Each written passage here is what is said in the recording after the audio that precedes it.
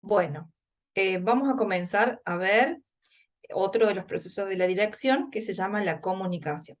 Como habíamos visto, la dirección ejecuta tres procesos fundamentalmente, que es la toma de decisiones, el otro es la comunicación y la otra es la motivación. Bueno, vamos a ver cuestiones de comunicación. Em, ¿Para qué sirve la comunicación? Es algo fundamental para poder transmitir. Y ¿se acuerdan que habíamos visto en la etapa de liderazgo que es importante influir en las personas y cambiar sus conductas? Bueno, una de las maneras de poder lograrlo es a través de la comunicación. Habíamos visto que también por medio de los ejemplos, pero también por la comunicación. A través de la comunicación se transmite, se modifican conductas, se pueden realizar cambios, se puede informar, se puede pasar información, eh, se coordinan en tareas, trabajos. Y cuando hablamos de comunicación, otro tema importante, que no es solamente la comunicación verbal, la comunicación de persona a persona, sino que hablamos de todo tipo de comunicación que hay en una organización: comunicación escrita, comunicación visual, mediante cartelerías, comunicación de los mails, mediante mails, planificación de la comunicación. Ya vamos a ver que no es únicamente el hablar con otras personas, sino que es todo un proceso más abarcativo de comunicar para poder lograr los objetivos. Bien. El proceso de comunicación se clasificaría como en dos. Uno sería transmitir y el otro sería comunicar. ¿Cuál sería la diferencia? Que transmitir es un proceso unidireccional, es decir, de una persona, de una parte hacia la otra parte, pero sin recibir ninguna devolución de la segunda parte, de la parte que recibe. Acá solamente se transmite información, se dan lineamientos, se comunica algo, pero únicamente va de un solo lado.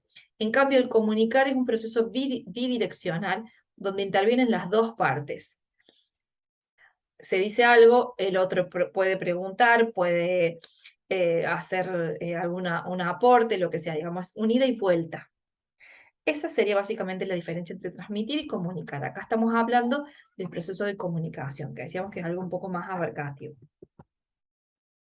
Bueno, una estructura básica, esto lo vienen viendo seguramente que desde el primario, los elementos de la comunicación: el emisor, el mensaje, el canal, la respuesta que tiene que dar quien recibe y el receptor. Esto lo ponemos como modo, digamos, de refrescar un poco estos conceptos. Siempre que comunicamos damos un mensaje. Y este mensaje hay que tener en cuenta muchas cosas cuando uno va a dar un mensaje. No solamente lo que yo voy a decir, sino cómo lo voy a decir, cuándo lo voy a decir, dónde lo voy a decir, qué palabras voy a utilizar, qué tono de voz voy a utilizar, todo un contexto, porque no solamente se comunica a través de las palabras. Fíjense que acá un mensaje común, normal, transmitido, digamos, a través de la voz hacia hacia otras personas, en vista, digamos, de cara a cara, que ya puede ser virtual o porque te ven a través de una pantalla, o puede ser porque estamos presencial. El 60% del mensaje se transmite a través de la parte corporal. ¿Qué sería la parte corporal? Serían los gestos, la forma de pararse, la vestimenta, las manos, todo lo que el cuerpo puede transmitir con el mensaje. El cuerpo va a transmitir si es alegría, si es tristeza, si es importante, si es urgente, un montón de cosas que por ahí con las palabras solamente no alcanza, porque somos muy visuales, las personas somos muy visuales. Después, con el tono de voz y la inflexión es un 30%. El tono de voz es si hablar fuerte o hablar bajito. Eso sería el tono, es el volumen. Y la inflexión es las exclamaciones, la fuerza que yo le pueda poner a las palabras, como para darle importancia a una palabra, a una frase, o resaltarla, o repetirla varias veces. Esa es la inflexión que yo le doy a la voz. y el 10% solamente se transmite con las palabras. O sea, yo puedo escribir un súper mensaje y darlo por escrito. Y ahí va a depender mucho de lo que le esté pasando a la persona en ese momento, de la emoción de cada persona, para que lo interprete. ¿Cómo lo puede llegar a interpretar? En cambio, es ese mismo mensaje que en vez de escribirlo, se dice de manera personal, la comprensión es diferente. Y posiblemente todos tengan una comprensión similar, aunque no igual, pero más similar que si fuera por escrito. No sé si algunas veces les pasa que ustedes, alguien hace un chiste por el WhatsApp o por los grupos, un mensaje escrito y hacen un chiste y algunos se enojan y otros se ríen y otros no entienden. Bueno, es por esto, porque por ahí las palabras solas a veces no terminan de comunicar todo lo que la persona quiso decir. Bueno, acá tenemos como expresiones corporal, tenemos la expresión facial, el contacto visual, el movimiento corporal, los gestos, el contacto físico. A veces cuando uno está expresando algo, no sé, es importante tocar al otro en el hombro, darse la mano, como para cerrar un trato, no sé, lo que uno pueda transmitir a través de los ojos también. O sea, es bastante complejo el tema de el mensaje y cómo darlo. Nosotros acá estamos viéndolo a nivel general y como para que ustedes tengan un entendimiento de esto, estas son habilidades blandas que deberían ustedes preocuparse por desarrollar y podrían tomar algún curso de oratoria, hacer algún taller de oratoria como para explotar y explorar un poquito más estas habilidades. Bien, hablábamos recién de la conducta no verbal, ¿sí? ¿Cuál sería? Porque decíamos que el 60% del mensaje se transmite a través de lo corporal, sería lo no verbal. Bueno, acá es importante la postura que uno tenga en cuanto a la cabeza, el cuerpo, la distancia. No es lo mismo dar un mensaje con la cabeza para abajo mirando el piso que dar un mensaje mirando a quién se lo estoy dando o a todas las personas, ir moviendo la vista, eh, como compartiendo con todos por igual. El contacto visual, acá volvemos a lo mismo, los gestos del cuerpo, es importante mostrarse relajado, no nervioso, estar moderado, no con las manos en los bolsillos, porque eso no permite mover las manos y las manos también comunican. La expresión también de la cara es importante, no tener una cara asustada, ni nerviosa, ni triste, ni demasiado alegre si por ahí estoy dando un mensaje que no es tan bueno. Entonces siempre la cara, la expresión de la cara debe acompañar el mensaje. El tono y el volumen de la voz, bueno, lo que estábamos hablando, que se entienda, pausado, firme, de acuerdo a lo que estamos comunicando, ¿no? Bien.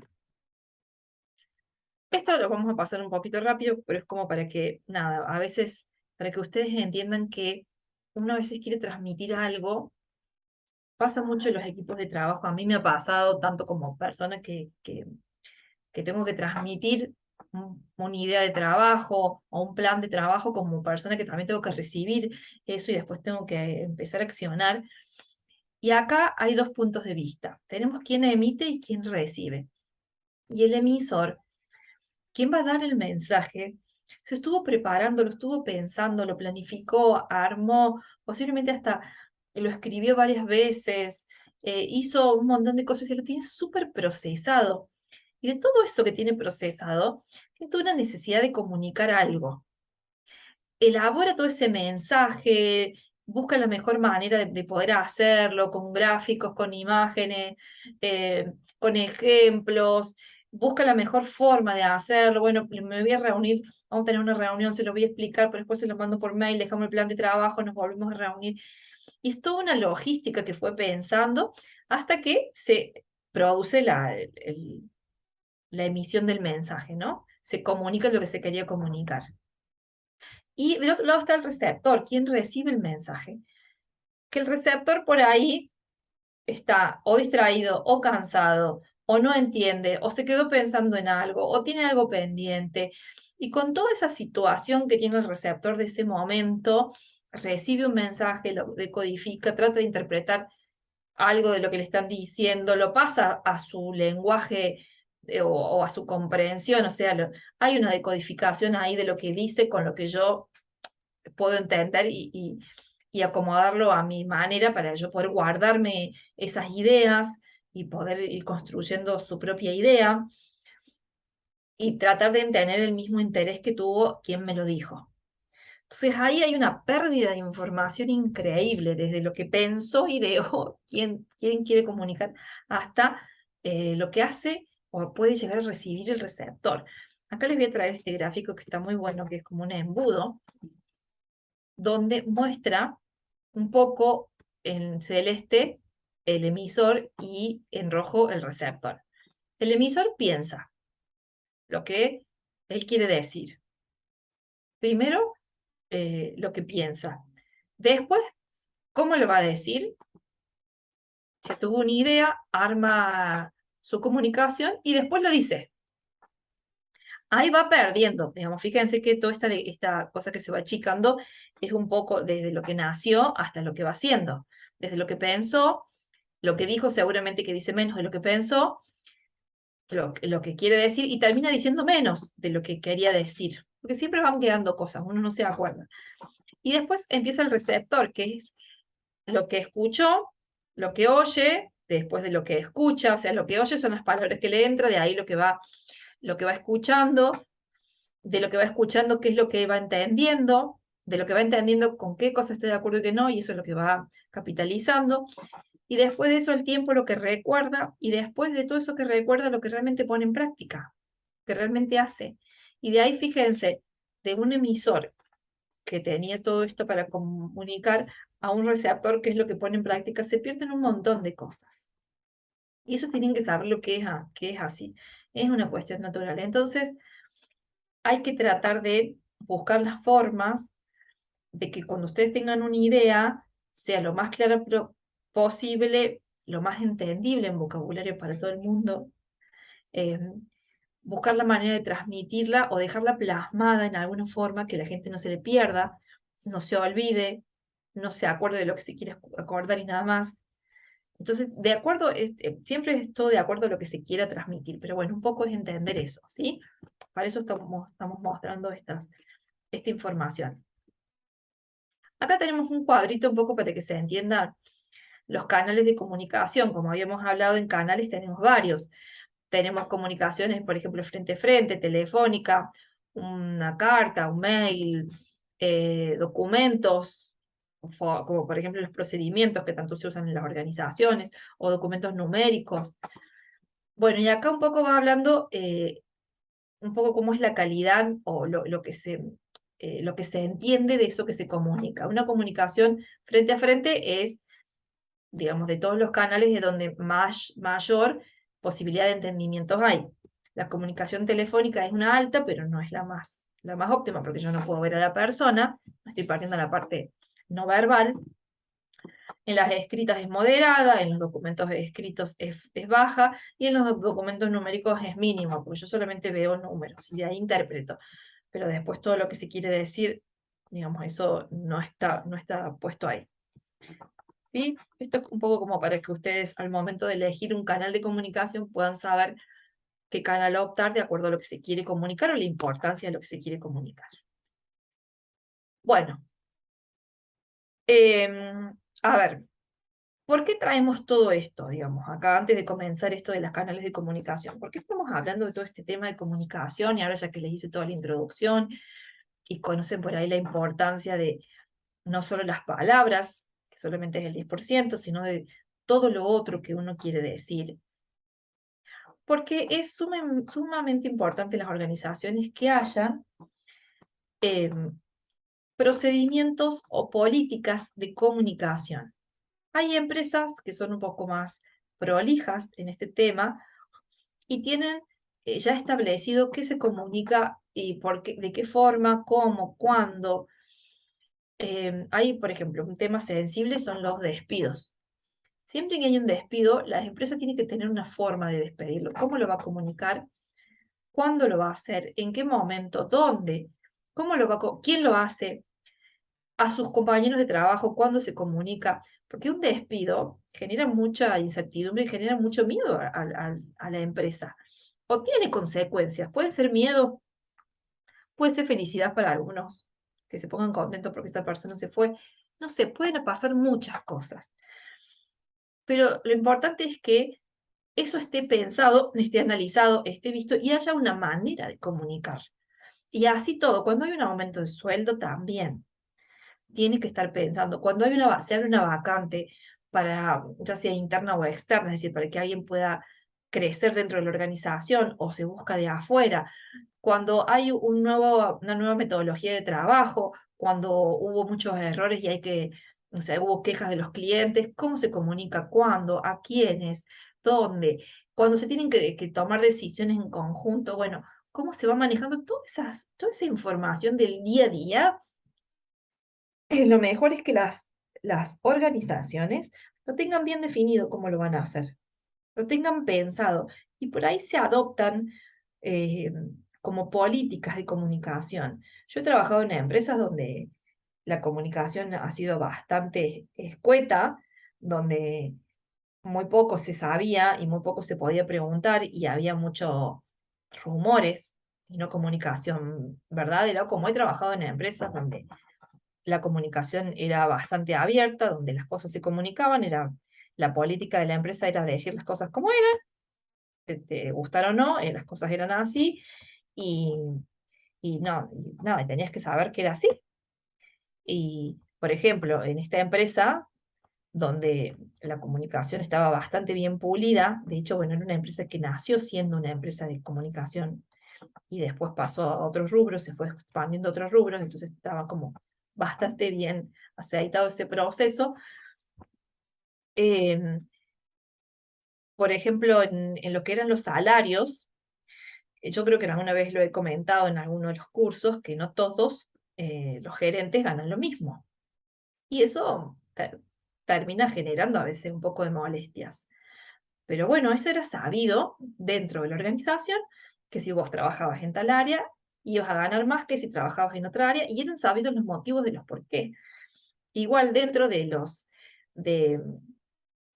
de los mismos, en una misma área, también vos estabas en un cargo, y si vos querías aspirar un cargo al eslabón siguiente, al cargo siguiente, también era sabido lo que vos tenías que lograr para poder llegar ahí.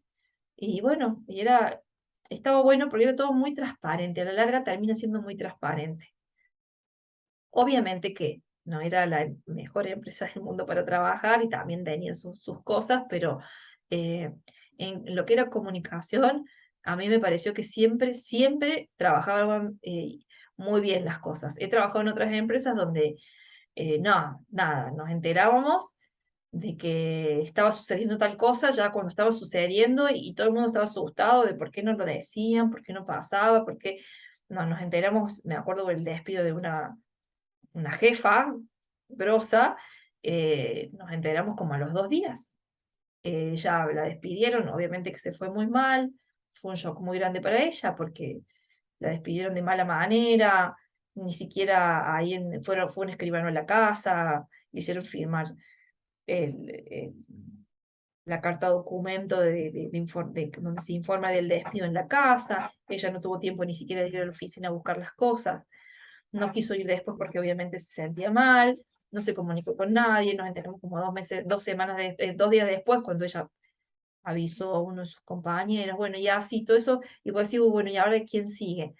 Y nunca se informó los motivos, después empieza todo el rumor y los miedos, bueno, son todas cosas que en la otra empresa en la que yo trabajaba, nada, todo lo contrario, cuando había un despido, se despedía a la persona cuando llegaba a su trabajo, con el escribano, todo, se le daba tiempo que retirara sus cosas, de que se despidiera de su compañero de trabajo, si quería, si no, y después inmediatamente había una reunión con el equipo y se informaba, se despidió esta persona por tal y tal motivo. Fueron o no verdaderos los motivos, nunca se puede saber, pero había una comunicación formal, después se comunicaba al resto de la compañía, a veces hasta se mandaba un mail y se informaba, o se le permitía a la persona si se quería despedir, mandar su mail. Bueno, y era totalmente diferente. Fíjense, como una misma situación crítica estaba abordada desde dos maneras distintas.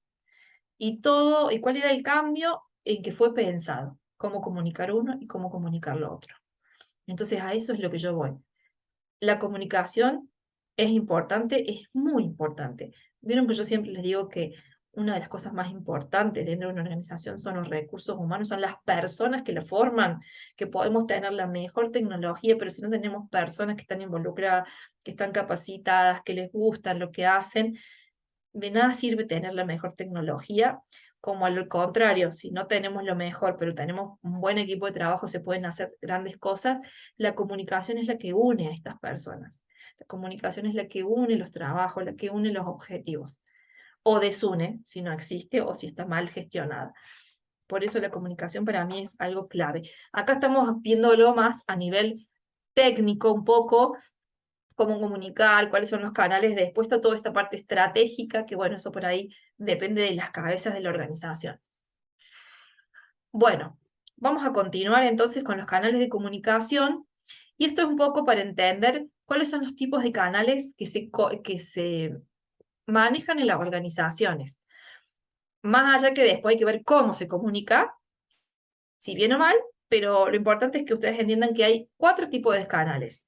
Tenemos el canal vertical ascendente, vertical descendente, el canal lateral y el oblicuo. Son estos 4. Ahora vamos a poner un organigrama y ustedes van a empezar a entender un poquito más a qué me refiero. Acá tendríamos un organigrama donde tenemos la cabeza, tenemos dos gerentes y acá tenemos las áreas. Vertical, descendente, es toda la información que viene desde acá para abajo. Puede ser desde el número 1 al número 2 y del número 2 al número 3, o puede ser del 2 al 3, del 3 al 4 y así sucesivamente si siguiera el organigrama. Digamos, es un canal que se usa para transmitir información. El vertical ascendente es lo mismo, pero al revés. Es cuando desde las líneas más bajas quieren informar y dar información hacia los superiores. Después tenemos el lateral, es el que se comunica entre pares de trabajo, ya puede ser acá entre gerentes, entre directores, entre jefes de áreas. Esta es la información que se transmite así. Esta sería la lateral. Y después tenemos la oblicua, que esta es la información informal.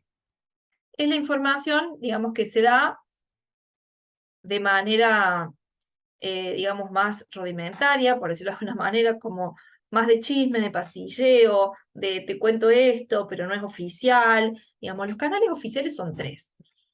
Los verticales y el lateral. Esos son los oficiales. Este es el no oficial o el informal, el que se da entre las organizaciones informales, entre estos grupos de trabajo que veníamos viendo.